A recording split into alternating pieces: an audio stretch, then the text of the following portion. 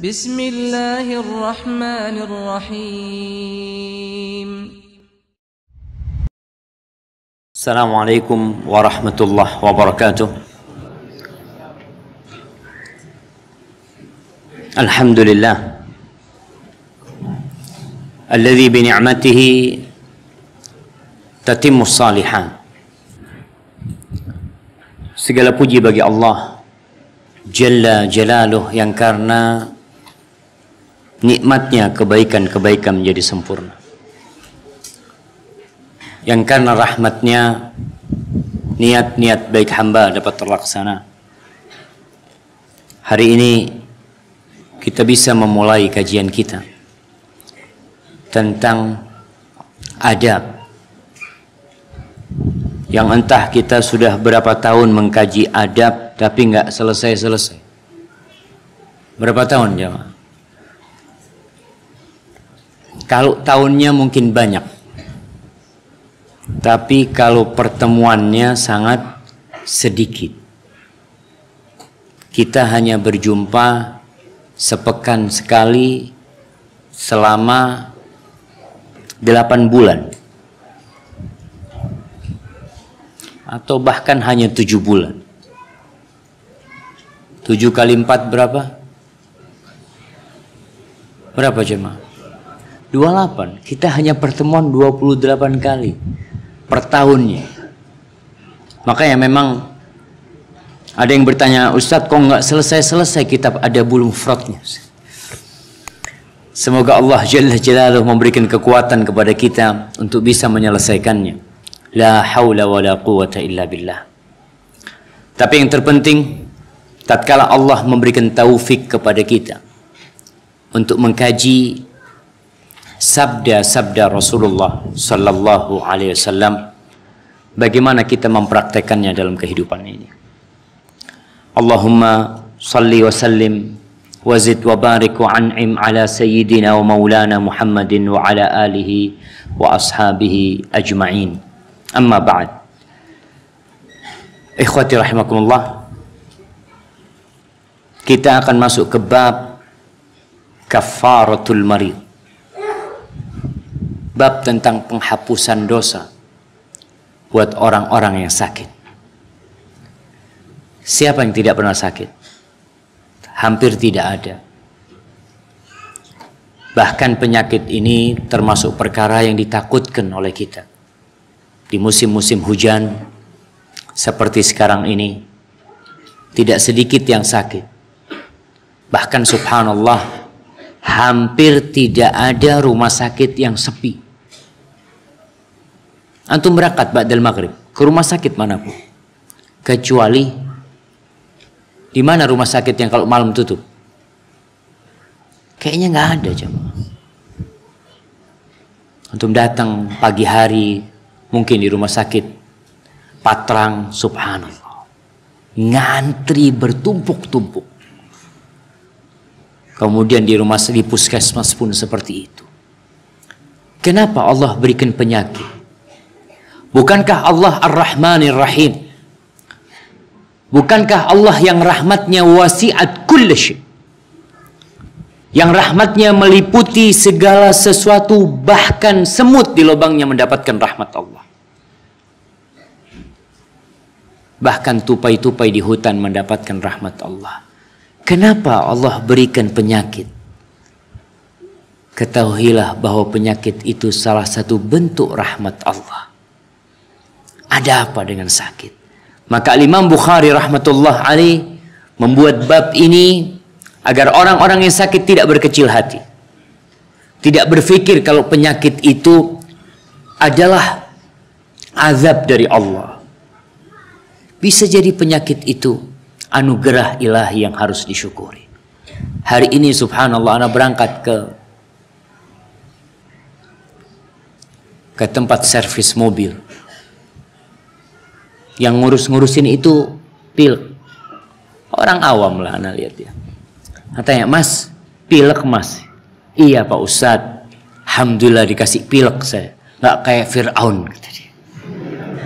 Nggak pernah sakit, lupa kalau kita sehat terus. Subhanallah.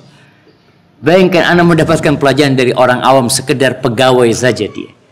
Ternyata dia tahu penyakit yang dia derita adalah anugerah ilahi yang seharusnya disyukuri. Kita kalau kena musibah disuruh baca doa, Allahumma ajurni fi musibati. Kita minta pahala sama Allah dalam musibah-musibah tersebut. Nah, tafadhol ya. Bismillahirrahmanirrahim. Alhamdulillahirabbil alamin. Sallallahu alaihi Muhammad wa ala alihi wa sahbihi wa tabi'in. Wa sa'ala ila yaumiddin. Wa qarabu bi syafiina wa liwalidayhi wa sa'in. Dan Imam Abu Abdillah Muhammad bin Ismail al-Bukhari al-Mughirah bin Baris al-Bukhari rahimahullah bin Mufrad wa Bukhari al-Nabi. قال حدثنا موسى قال حدثنا حماد قال حدثنا أكبر. عندك حدثنا موسى؟ قرأنا 3 أحاديث صحيح ما شاء الله. نعم.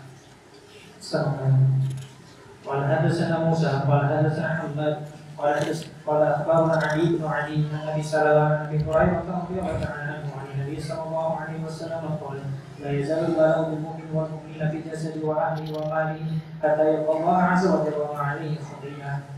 قال حدثنا محمد بن عبيد قال حدثنا عمر بن طلحة عن محمد بن عمرو بن مصلح وزاد في ولده. قال حدثنا أحمد بن يونس قال حدثنا أبو بكر عن محمد بن عمرو عن أبي سلمة عن أبي هريرة رضي الله تعالى عنه قال جاء أعرابي فقال النبي صلى الله عليه وسلم هل أخذتك من دم؟ قال وما هو من دم؟ قال قر بين الجد واللحم. قال لا. قال فسددت؟ قال وما الصداع؟ قال ريح تقترب في رأسي فتبلي الغروب.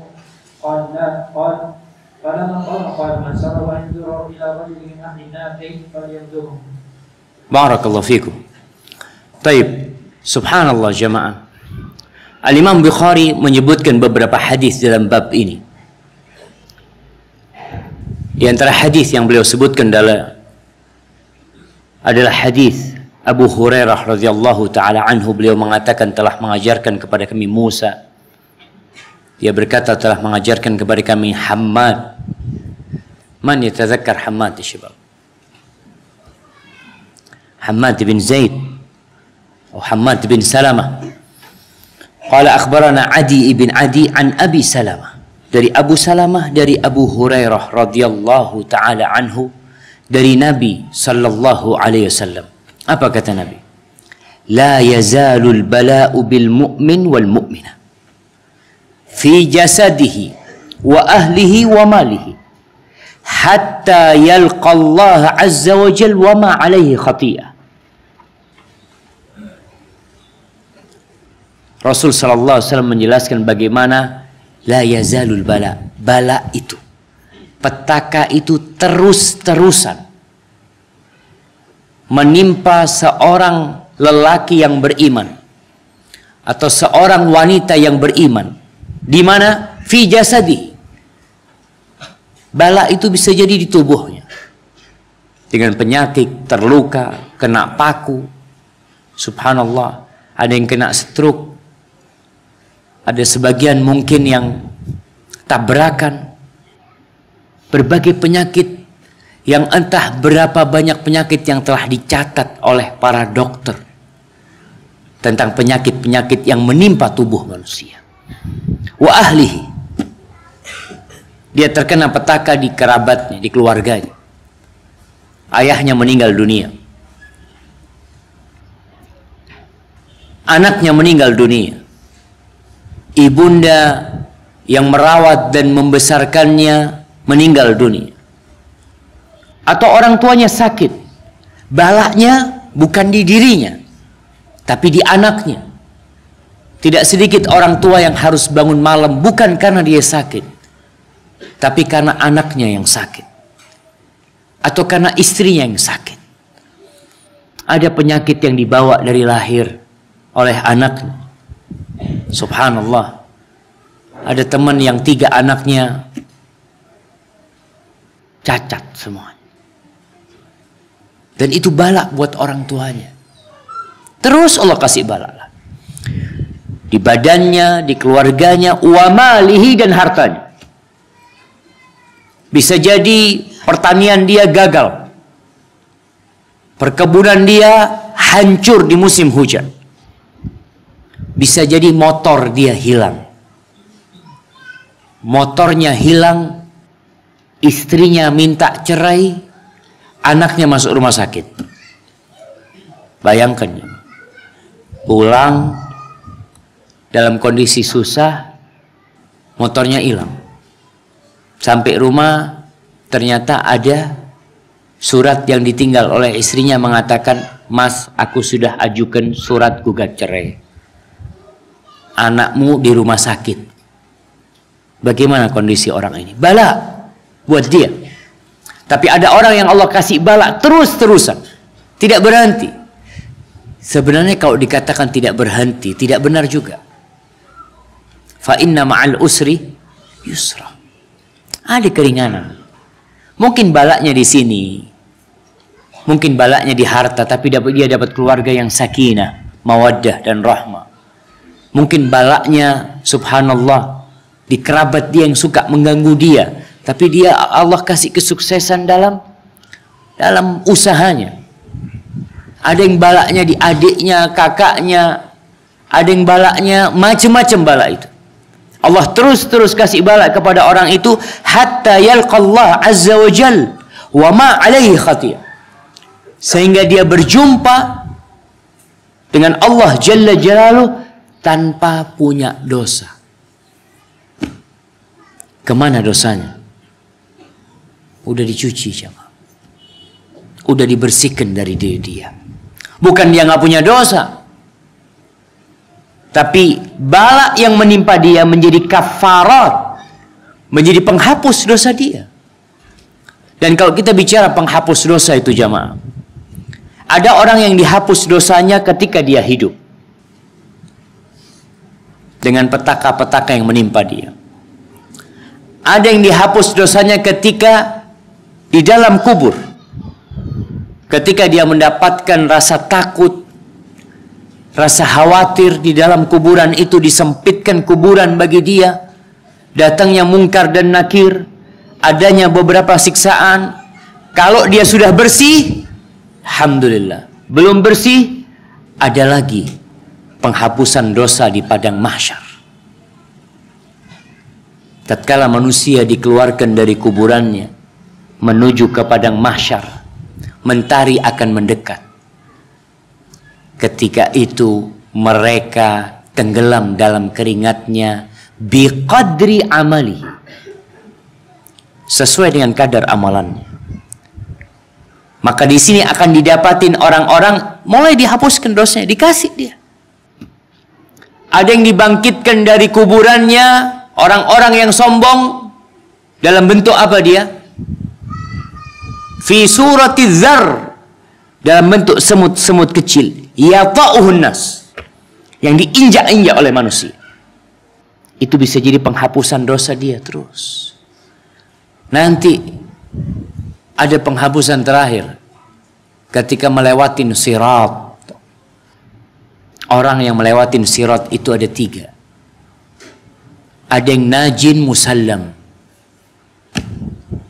ada yang selamat tanpa terluka sedikit pun ketika melewati sirat. Hadza fadl min Allah.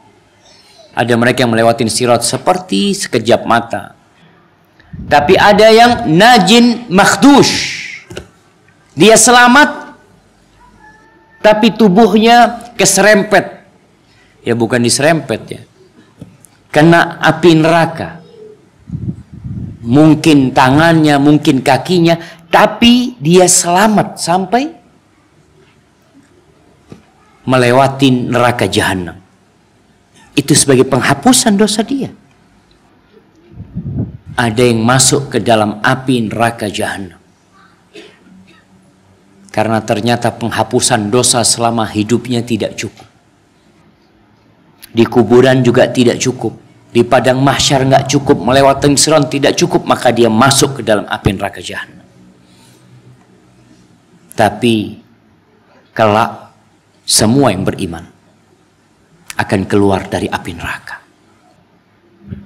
Allah mengatakan wa in minkum illa wariduha. Semuanya akan melewati neraka jahanam tersebut, melewatin sirat tersebut. Ada yang masuk selama dia beriman, tidak melakukan kesyirikan akan keluar. Tapi ada musibah-musibah di dunia yang ditimpa oleh seseorang sehingga dia bersih dari dosa. Berjumpa sama Allah, nggak punya dosa lagi.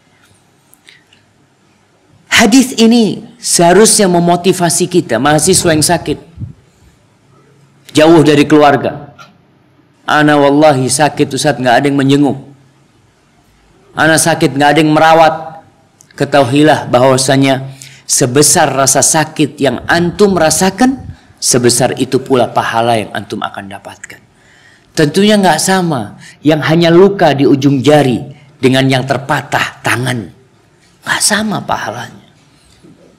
Jamaah rahimakumullah, ketahuilah bahwa pembagian rezeki di dunia ini, pembagian keberuntukan di dunia ini, itu bukan sesuai dengan amalan. Bukan. Kita sering kali bergurau ketika antri, tahu-tahu nggak dapat makan yang terakhir, kita mengatakan apa? Tergantung amalnya, Mas. Bukan. Di dunia bukan tergantung amalnya, memang Allah yang udah bagi. Tergantung takdirnya dia gimana, memang Allah kasih keberuntungan dia. Tapi di akhirat, walikullin darajatun mimma amil. Di akhirat itu yang karena amalan. Antum bisa lihat orang Masya Allah Ustaz nggak pernah ke masjid, wallahi kakinya nggak pernah nginjak masjid, tapi rezekinya lancar, istrinya 4, Masya Allah. Anak yang di soft pertama Ustaz, wallahi sampai sekarang cari jodoh nggak dapat. Karena pembagiannya memang di dunia ini bukan karena amalan. Jadi bukan berarti antum beramal rezekinya tambah banyak, enggak. Pembagian memang sudah keberuntungan. Tapi di akhirat pembagiannya tergantung amalan. Maka di sini ketahuilah bahwa kalau antum sakit kena musibah, motornya hilang, ada mahasiswa subhanallah ya, tabrakan, patah kakinya, dia harus berjalan dengan tongkatnya selama hidup. Apakah selama hidupnya dia jalan sama tongkatnya tidak akan dihapuskan dosanya? Akan jadi penghapusan dosa buat dia. Karena musibah itu bersama dia, menemani dia sampai dia mati. Ada orang yang Masya Allah sakit tapi langsung sembuh. Tapi ada orang yang sakit minum obat sampai kapan? Sampai mati dia minum obat. Baik. Pada pertemuan 2 pekan yang lalu atau 3 pekan yang lalu, kita sebutkan bahwasanya bala itu sejatinya menghapuskan dosa dan mendapatkan pahala. Nah, itu pendapat yang lebih kuat daripada pendapat yang pernah kita baca dari pendapat siapa? Pendapat Ibnu Mas'ud dan pendapat Abu Ubaidah Amir Ibn Jarrah. Barakallahu fikum. Jadi berbahagialah ketika kita kena musibah, karena di situ ada anugerah Allah Subhanahu wa taala. Baik, Imam Bukhari menyebutkan ada tambahan dalam riwayat Muhammad ibn Ubaid. Dia berkata telah mengajarkan kepadanya Umar bin Talha dari Muhammad ibn Amr seperti hadis itu, hadis yang barusan kita baca, zada fi waladihi, dan dia tambahkan fi waladihi, di anaknya. Artinya kalimat ahl itu umum. Anak bisa masuk kepada ahl, tapi lebih banyak digunakan untuk siapa? Untuk istri kadangkala. Allah mengatakan ya ayyuhalladzina amanu qu anfusakum wa ahlikum nara. Wahai orang-orang beriman, jagalah diri kalian dan keluarga kalian dari api neraka. Keluarga masuk, istri masuk, anak. Tapi tatkala dipisahkan anak dan istri dan keluarga, maka keluarga lebih kepada istri, dan anak ya memang anak dia sendiri. Dan subhanallah jamaah, ya kita sebagai anak, seringkali kita membuat susah orang tua kita. Kadangkala kematian kita lebih dulu daripada orang tua kita.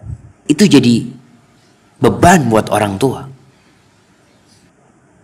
Antum tahu bahwasanya Rasulullah SAW ditinggal mati oleh istrinya Khadijah.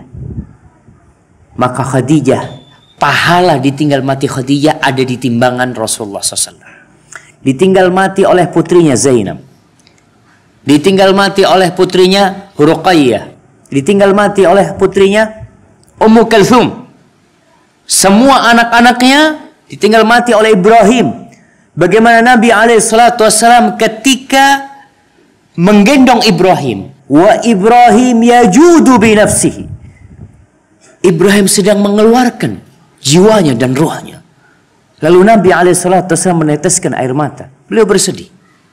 Tapi pahalanya ada di lembaran kebaikan Rasulullah SAW. Tapi ada satu anak Nabi yang tidak ada di lembaran Rasul SAW.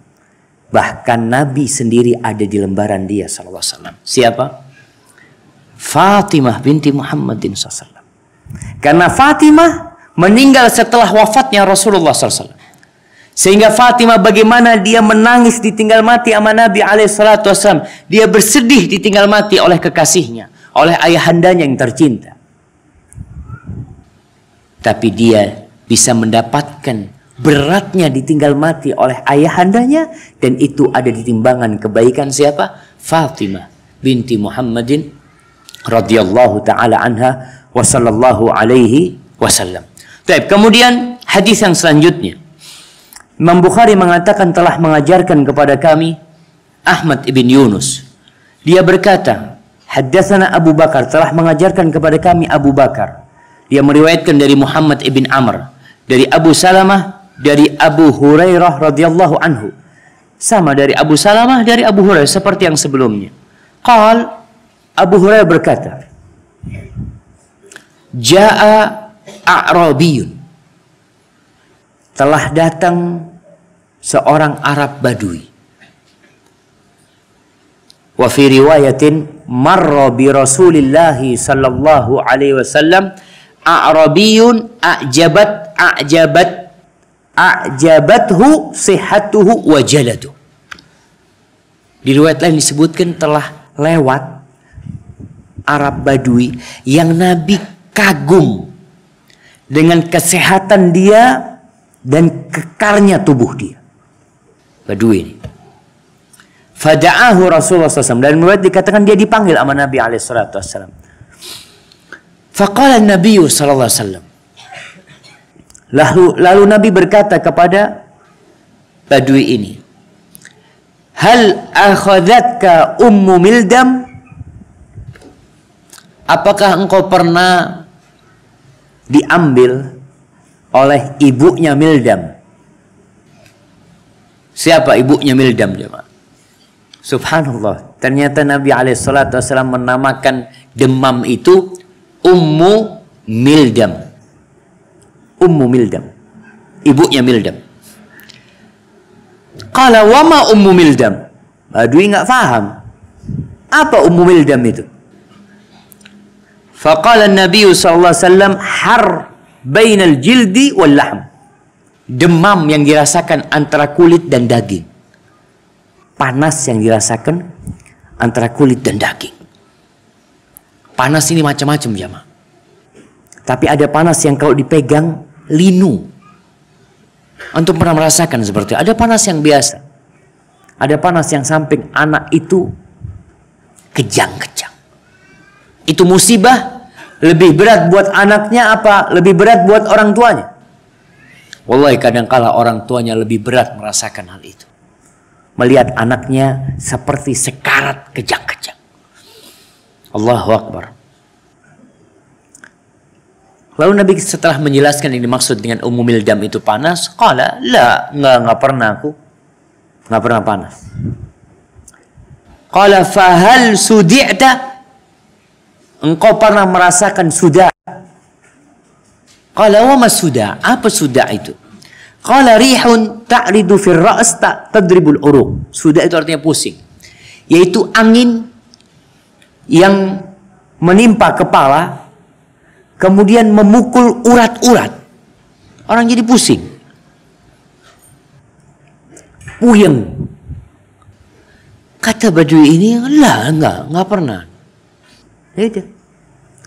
Falamma qam, ketika orang itu pergi, Rasulullah SAW ingin memberikan pelajaran kepada para sahabat. Beliau mengatakan, qala man sarrahu an yanzura ila rajulin min ahli nar falyanzur. Barang siapa yang ingin melihat seseorang yang termasuk penghuni neraka, hendaklah melihat kepada orang. Subhanallah syama. Di sini yang bisa antum fahami kenapa sebagian salaf kalau setahun dia tidak sakit, dia takut. Kenapa? Karena dia takut Allah sudah lupa sama dia, sehingga dibiarkan orang itu berbuat dosa. Karena sepanjang tahun, mau tidak mau kita berbuat dosa. Jangan sepanjang tahun, dalam sehari, dalam sepekan, dalam sebulan, banyak dosa yang kita lakukan. Tatkala tidak ada musibah yang menimpa kita, di badan kita, di keluarga kita, kita hidup enak sepanjang tahun. Jangan-jangan seperti orang ini, dosanya tidak ada yang dihapuskan, berarti kemana dia kelak akan tinggal? Di neraka. Penghapusan dosa itu diakhirkan.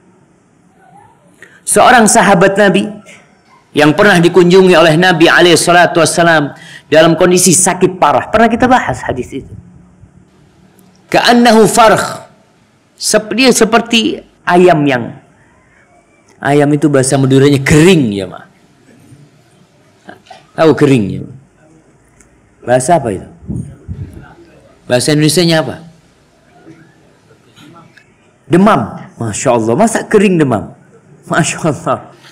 Iya, jadi udah kayak ayam yang antum pernah melihat ayam udah nggak bisa gerak lagi, dia udah diam. Ketika itu Nabi bertanya kepada orang ini, hal da'autallah bi syai'? Apakah engkau berdoa memohon sesuatu kepada Allah sampai ditimpa penyakit seperti ini? Qala na'am. Iya ya Rasulullah SAW. Aku berkata kepada Allah, Allahumma ma kunta mu'aqibi fil akhirah fa'ajjilhu li fid dunya. Ya Allah, sanksi yang akan engkau berikan kepadaku di akhirat, aku minta kepadamu engkau segerakan bagi aku di dunia. Dia tahu sanksi Allah berat sekali di akhirat. Dan dia tahu dosa pasti ada balasan. Pasti iya.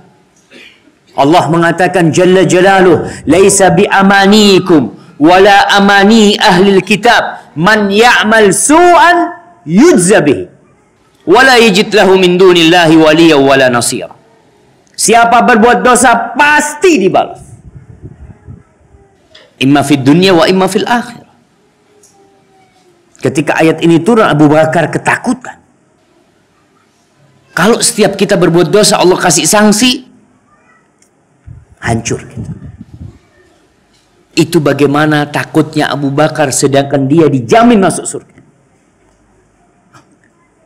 Jamaah, sebelum anda lanjutkan hadis tadi, berkaitan dengan bagaimana Abu Bakar semangat beribadah dalam kondisi dijamin masuk surga.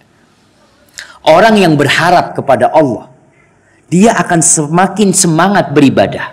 Antum kalau ada harapan besar, antum akan semakin semangat beribadah. Seperti seorang petani. Seorang petani yang punya harapan besar bahwasanya kebunnya ini akan menghasilkan.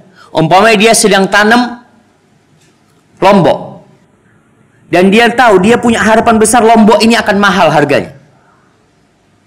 Apakah ada sejengkal tanah yang dia biarkan tanpa pohon lombok? Nah, ada. Semua akan dia tanam. Bahkan istilah Jawanya itu galengan. Tahu galengan nanti? Galengan itu jalan di antara dua sawah itu ya. Dia tanamin di situ. Kenapa? Karena harapan dia besar. Jadi kalau ada orang berharap kepada Allah lalu dia tidak beramal, berarti dia tidak berharap. Karena orang yang berharap kepada Allah pasti banyak beramal. Lalu kembali kepada Abu Bakar tadi. Kenapa Abu Bakar takut? Padahal dia banyak beramal. Dia berharap kepada Allah banyak. Tapi dia juga takut. kalau semua dosanya akan mendapatkan sanksi. Nabi mengatakan bahwa penyakit yang menimpamu itu akan menghapuskan dosa. Tapi orang ini yang dikunjungi nama Nabi SAW yang seperti ayam yang kering tadi dikatakan. Ketika dia berkata, iya aku berdoa seperti itu. Kata Nabi SAW, innaka la tutiqu dhalik. Gak mampu engkau menghadapi itu. Halla sa'alta Allah al-afiyah. Kenapa engkau tidak minta afiyah, minta kesembuhan, minta keselamatan. Afiyah itu sembuh dari penyakit, selamat dari petaka. Makanya Nabi menyuruh, idza sa'alta Allah fasalullah al-afiyah, minta afiyah sama Allah. Halla qulta, kenapa kau enggak berdoa mengatakan Allahumma atina fid dunya hasanah wa fil akhirati hasanah wa qina adzabannar.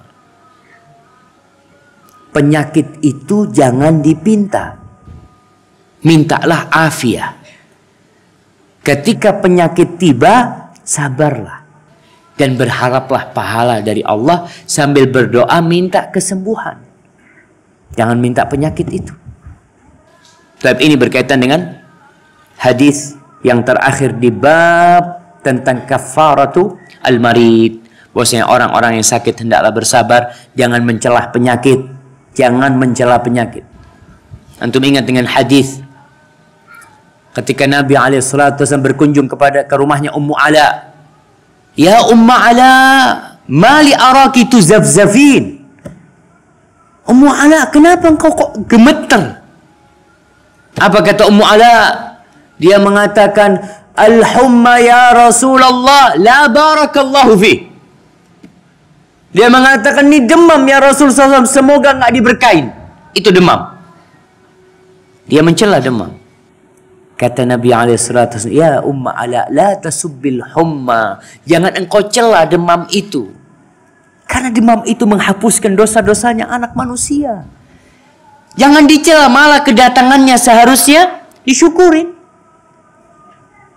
Antum Masya Allah, Alhamdulillah dosa-dosa anak bisa terhapuskan. Kemudian berkaitan dengan penyakit, kita tidak boleh mencela penyakit. Syekh bin Utsaimin rahmatullah alaihi, beliau mengomentari tentang menamakan tumor dengan ucapan as-saratanul khabith atau al-maradul khabith, penyakit yang menjijikkan. Beliau nggak setuju dengan penamaan itu. Karena apa? Karena tadi dia ini datang menghapuskan penyakit-penyakit, menghapuskan dosa-dosa, mengangkat derajatnya anak Adam, membuat dia berjumpa dengan Allah tidak memiliki dosa sama sekali. Kenapa disebut menjijikkan? Jadi dalam penamaan pun kita tidak boleh mencela penyakit-penyakit tersebut. Berikan nama-nama yang indah. Sebagaimana nama rumah sakit buat anak kurang cocok. Seharusnya namanya rumah sehat. Makanya di Arab itu disebut al-mustashfa, rumah kesembuhan, bukan rumah sakit. Kenapa banyak orang nggak mau dibawa ke rumah sakit? Wallahi anak anti sama rumah sakit. Karena dia dengar rumah sakit, Allah tambah parah sakitnya. Enggak sudah anak dirawat di rumah. Tapi kalau disebut, Pak, kita ke rumah penyembuhan, bismillah, berangkat. Karena dalam hatinya sudah termotivasi mau sembuh dia. Tapi kalau ke rumah sakit, subhanallah, pernah ada dokter mau bikin klinik namanya rumah sehat, nggak boleh rumah sehat. Tadi sudah baku namanya rumah sakit, belum ada perizinan untuk buka rumah sehat katanya. Kalau sehat ada apa buka katanya? Orang sudah sehat di rumahnya masing-masing.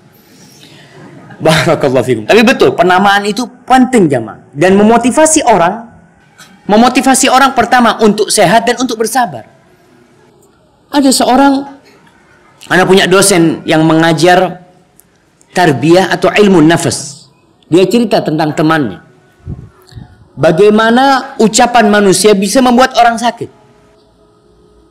Yang disebut dengan sugesti. Sohibnya itu datang, masuk ke kampus, sama temannya digodain. Ya Allah, engkau kok pucat wajahnya, putih, ya kuning semua wajahmu, kata dia. Benar kata dia, coba kau berkaca. Wallahi bercermin kuning langsung. Iya ya, istirahat aja, kau sakit sudah, pulang kata dia. Pulang dia jemaah. Padahal berangkat dari rumahnya sehat. Tapi karena disebut sakit, hanya jadi sakit. Makanya dokter nggak boleh nakut-nakutin pasiennya. Kalau dikatakan, ya Allah, udah parah sampean ini mas, kata dia. Habis sudah. Itu langsung down, lemas sudah. Tapi coba dikatakan, oh nggak apa-apa, kata dia. Bener dok, iya. Masya Allah sehat sudah. Bismillah, pulang sudah dia. Dan betul kejadian itu akhirnya temannya dibawa ke dokter. Sama temannya lagi. Sebelum ke dokter, dokter sudah sohib sama dia. Nanti dok, kalau fulan masuk, engkau katakan, aduh ada apa kau datang? Sehat semuanya, dipegang semuanya kata dia. Katakan seperti itu dok. Betul, orang ini masuk, dia dalam wajah yang murung dan pucat. Kenapa? Anak sakit ini itu macam-macam demam. Dilihat nggak ada demam kata dia. Wajahmu segar bugar kayak gini. Betul dok. Iya. Coba periksa semuanya. Pulang jalan kaki dia. Subhanallah jamaah. Maka nggak boleh kita nakut-nakutin. Pertama, penyakit itu seharusnya memotivasi kita untuk lebih dekat sama Allah Jalla Jalaluh, sehingga Allah memberikan karunia kepada kita. Barakallahu fikum. Udah azan? Hah? Belum? Ya Allah ikra.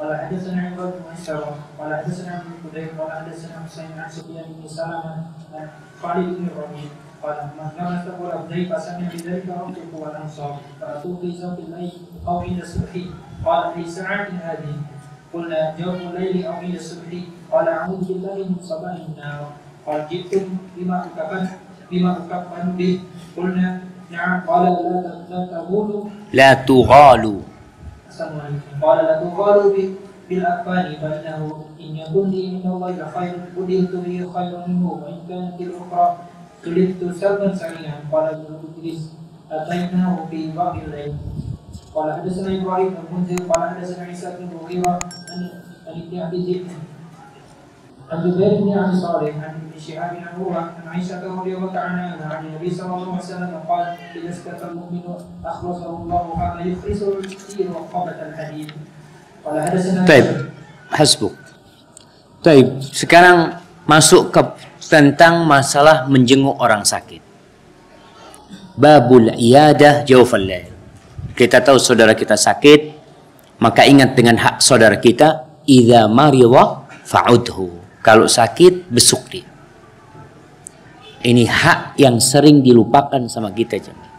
Anda sendiri merasakan subhanallah. Kadang kala ada ustaz sakit atau mahasiswa sakit, kita nggak sempat jenguk ya, dikarenakan banyak kesibukan. Tapi usahakan. Ketika kita ada kesempatan, antum di sini di asrama, dengar fulan sakit di kamar fulan, kunjungin. Perjalanan antum ke kamarnya, subhanallah. Itu perjalanan yang sangat indah yang dikatakan tibta wa taba mamsya. Engkau begitu bahagianya, begitu penuh kebaikan dirimu dan perjalanan penuh dengan kebaikan. Wa tabawwa'ta minal jannati manzila. Dan engkau mendapatkan tempat di surga Allah Subhanahu wa taala ketika kita mengunjungi orang yang sakit. Tapi ada adabnya. Bagaimana mengunjungi orang yang sakit?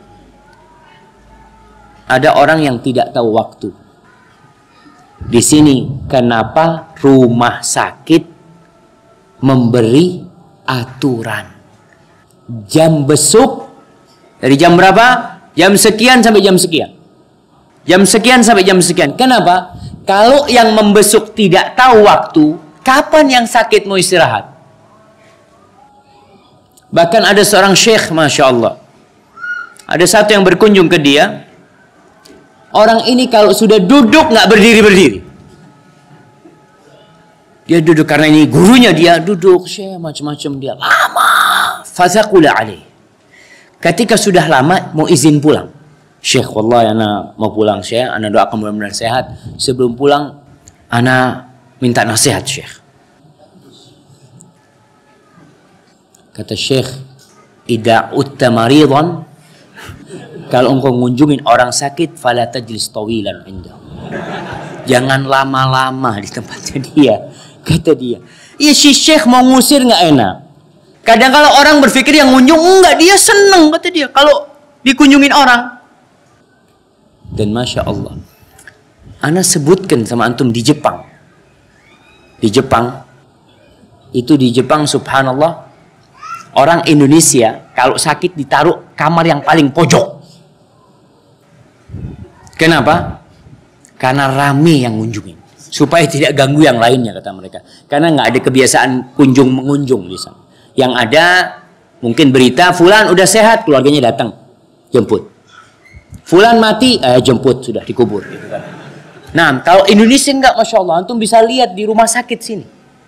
Itu sampai tidur gelar tikar di depan, di jalan-jalan jamaah, Masya Allah. Ini suatu budaya yang indah sebenarnya, asalnya tidak mengganggu orang lain. Di sini bab al-iyada jawful lail, tentang berkunjung tengah malam. Baik, barakallahu.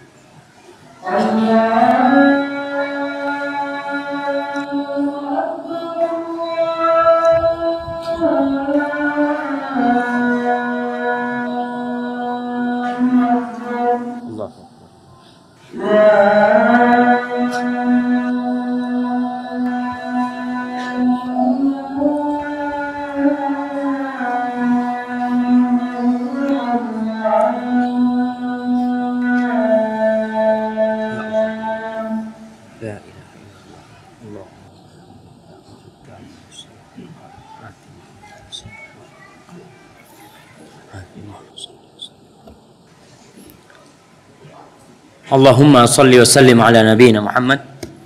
Baik, mungkin membaca hadis ini anak akan akhirkan ke pertemuan yang akan datang, tapi anak akan bacakan tentang adab membesuk orang yang sakit.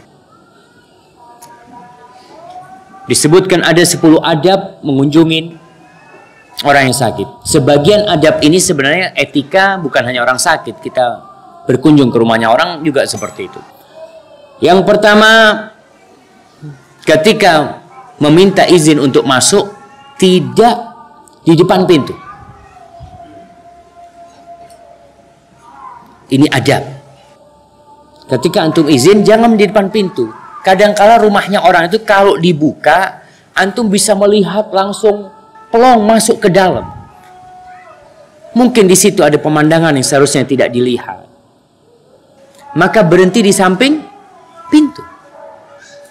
Kemudian kalau izin juga berkaitan dengan ini, jangan ngetuk jendela terus nguk-cunguan. Antum tahu nguk-cunguan? Jendelanya diketuk, mana ada orangnya apa enggak, subhanallah. Haram alaih. Innama ju'ilal isti'dzan min ajlil basar. Izin itu dibikin karena masalah pandangan. Kadang-kadang orang nggak pakai kerudung atau apa dalam rumahnya. Maka jangan ngelihat ke kaca. Di Indonesia Masya Allah, ngelihat rumah di Indonesia memang kanan kiri pintu adalah kaca. Tapi di Arab kebanyakan rumah itu nggak ada jendelanya, kanan kiri pintu. Yang ada hanya pintu, kemudian ada kekernya. Antum tahu? Ada kekernya. Dan subhanallah, di sebagian tempat kalau mau izin, ya kemarin waktu Anda di Jepang itu, orang kalau mau minta izin, di pintu gerbangnya itu sudah ada kamera ternyata. Jadi orang pegang bel, kemudian dia wajahnya dihadapkan ke kamera supaya orang tahu hada ana hada. Dia lihat seperti itu. Nah, jadi memang adabnya seperti itu. Jangan sampai kita itu melihat ke dalam rumah. Kecuali sudah diizinkan, fadhal masuk. Di fadhal masuk, baru antum masuk. Yang kedua, hendaklah mengetuk pintu dengan lembut. Dan ingat, mengetuk pintu izin berapa kali? 3 kali. Kadang-kala orang ngetuk pintu pakai batu. Ustaz, memang pintunya dari besi, Ustaz. Anak kalau pakai tangan sakit tangan aja. Sudah. Berbeda, kadang-kala memang harus pakai batu, tapi tetap pelan-pelan. Kalau belnya pun jangan tahu-tahu langsung jangan brief. Apalagi ini orang sakit. Antum bisa jadi mati gara-gara bel yang antum pencet sama dia. Baik, yang ketiga, ketika ditanya jangan ngomong ana. Ditanya siapa? Saya. Wallahi, siapa saya ini? Semua bilang saya.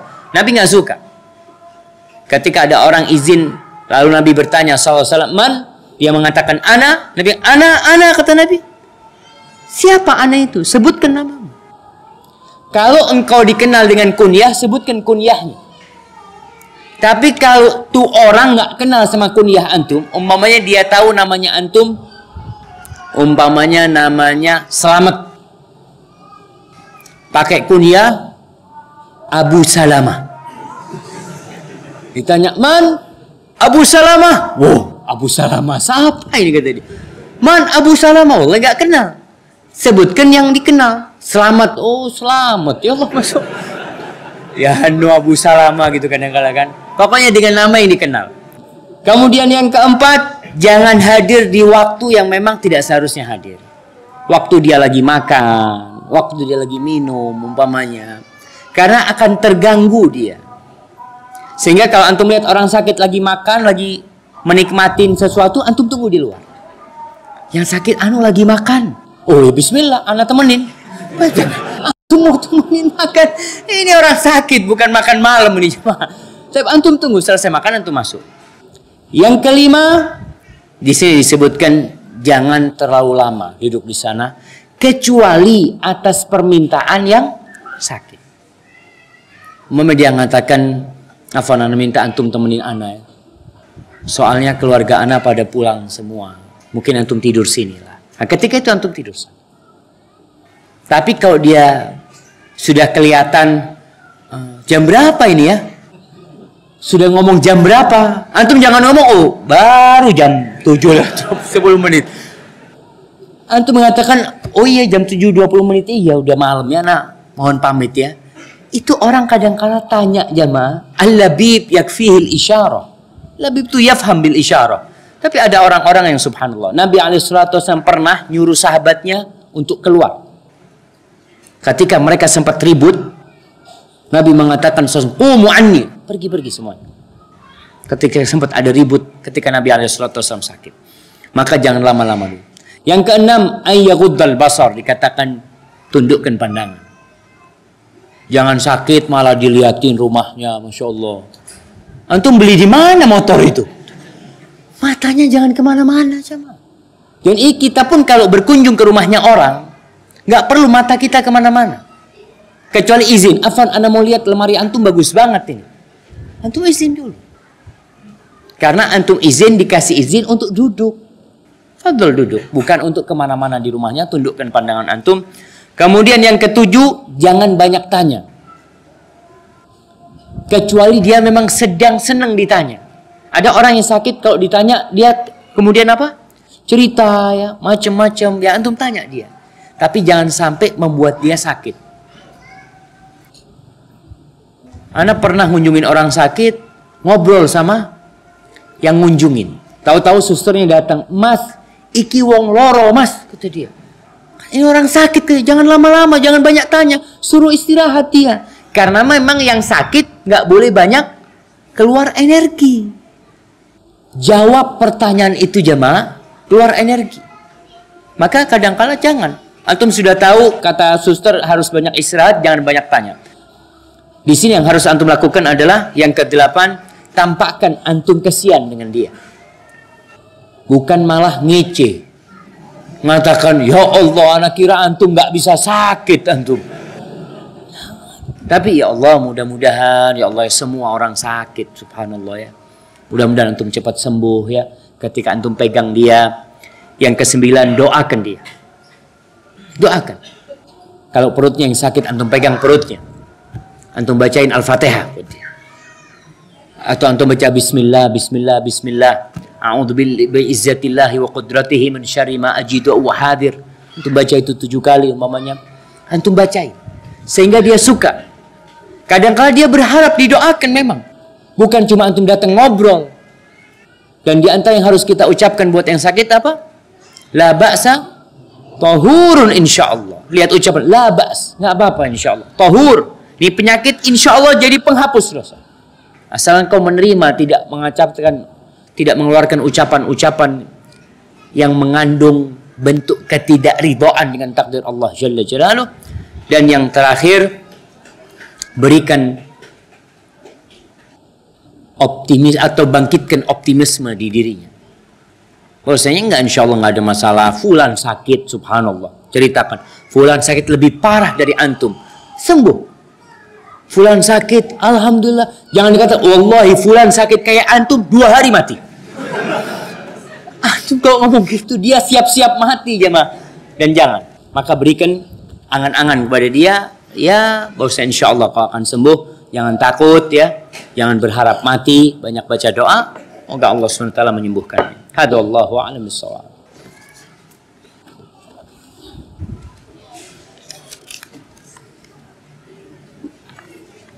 Masya Allah. Kapan fatwa Dewan Al-Irsyad mengenai hukum GoFood? GoFood, titip yuk ya. Ini memang masih digodok ya, masih digodok dan masih terjadi pemantapan fatwa di antara Dewan Fatwa, karena bicara tentang halal haram ini jamaah tidak mudah jamaah. Ini kita bicara, makanya Al-Imam Ibnul Qayyim mengarang kitab I'lamul Muwaqqi'in. Apa judul lengkapnya kitab I'lamul Muwaqqi'in? Siapa yang hafal? Itu berkaitan tentang seorang seakan-akan dia sedang tanda tangan tentang hukum yang Allah tentukan. Ketika Dewan Fatwa mengatakan halal, momen anak ikut tanda tangan di situ, padahal nggak halal, akan dipertanggungjawabkan. Makanya jangan mudah-mudah mengeluarkan fatwa kecuali memang sudah yakin. Maka Dewan Fatwa sampai sekarang masih dipending hal itu, karena ada yang perlu ditanyakan kepada pihak penyedia jasa dan pihak penyedia makanan, bagaimana MOU yang ada di antara mereka, apakah mengandung riba atau tidak, itu yang sedang akan diperdalam lagi. Dan insya Allah mudah-mudahan Ustaz Arifin dan Ustaz Irwandi segera bisa memenuhi kekurangan-kekurangan informasi yang belum masuk kepada Dewan Fatwa. Barakallahu fikum. Ustaz, bagaimana penghapusan dosa dengan bersalaman? Yang gugur dosa antara kedua orang yang bersalaman atau dosa yang lainnya? Oh iya, dia bertanya yang gugur adalah dosa di antara dua orang ini. Ana punya salah sama fulan lalu salaman, apakah dosa ana sama dia aja yang dosa atau dosa-dosa yang lain? Dosa-dosa yang lain. Ini termasuk penghapus dosa aja.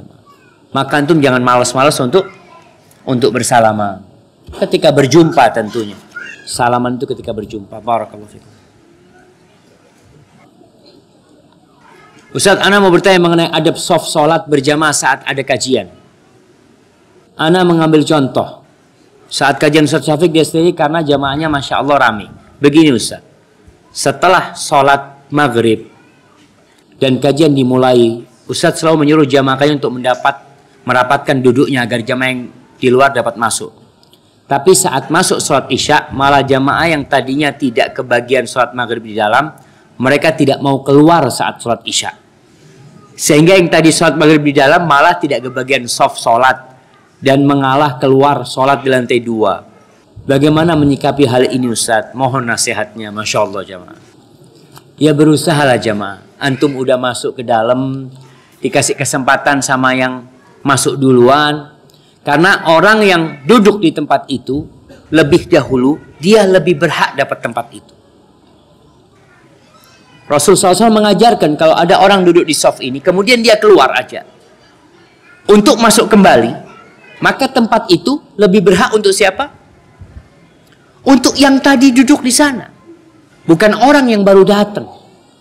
Jadi memang adabnya kalau antum tadi dari luar, mulai dari lantai 2 masuk ke dalam sini, kemudian ketika qomat dikumandangkan, semua pada berdiri. Antum merasa ana dapat tempat ini Ustaz dari tadi Ustaz. Bukan, antum baru dapat. Tapi memang juga serba salah jamaah. Sebagian kan maju ke depan. Wallahu a'lam, ana nggak tahu jamaah. Tapi yang jelas mungkin lebih baik tetap ngalah ya. Kalau antum Ustaz, ana Ustaz tadi di dalam terus keluar, insyaallah pahala antum lebih besar. Karena antum ngalah dan antum berjalan. Nambah naik ke atas, tentunya langkah-langkah antum akan ditulis. Sedangkan kalau antum tetap sholat di tempat itu, antum nggak dapat pahala apa? Langkah kaki.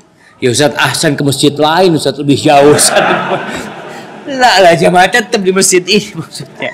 Wallahu a'lam. Tapi anda jamaah tanyakan kepada Ustaz lain tentang hal itu. Apa jerawat termasuk penyakit yang dapat menghapus dosa Ustaz? Wallahi sahih ini jamaah, ini penyakit jamaah, semua penyakit. Hatta syauk yusyakwa, sampai duri yang kena sedikit dihapuskan dosanya. Apalagi jerawat. Jerawat ini bukan hanya sakit di kulit, tapi masuk ke dalam hati jamaah. Betul, orang itu kalau kena jerawat, Masya Allah, yang sakit itu bukan hanya kulitnya, bahkan dia bingung. Mau ketemu sohibnya nanti ditanyain macam-macam, Masya Allah, jerawatan lagi antum ini. Itu penyakit yang berat jemaah. Beda dengan penyakit yang ada di dalam tubuh antum. Ustaz, bagaimana dengan panu? Sama. Panu, kadas, apa? Kurap apa itu semua penyakit. Tapi sebesar penyakit itu, sebesar itu pula penghapusan dosanya. Maka nggak samalah tadi orang yang kena kadas dengan orang yang kena kanker. Orang yang kena stroke dengan orang yang hanya demam biasa, maka tentu tidak sama. Berkaitan dengan kezaliman, banyak di zaman sekarang orang-orang yang latah dijadikan bahan candaan. Apakah ini termasuk kezaliman? Bagaimana sikap orang yang latah ini Ustaz? Subhanallah jemaah. Iya. Yang pertama, kita tahu adab hidup bersama saudara kita. Rasulullah SAW mengatakan ketika berbicara tentang hak sesama muslim, wala yahqiru. Jangan menghina dia. Ketika antum menertawakan saudara antum yang latah, antum kan sedang meledekin dia. Seharusnya tidak. Terus bagaimana sikap orang yang latah? Pertama, sabar. Yang kedua, ganti ucapan latahnya dengan ucapan yang positif. Seperti apa? Soalnya orang latah ini kadang-kala jorok ucapannya. Dan itu disukain sama orang. Masya Allah. Dicolek lagi, keluar kebun binatang. Apa dari dia? Suka mereka. Maka antum ganti. Supaya mereka tidak jahilin antum lagi. Apa? Allah yahdik. Allah yahdik. Amin. Mungkin dia cuma gitu. Mau apa didoakan? Semoga Allah ngasih hidayah sama dia.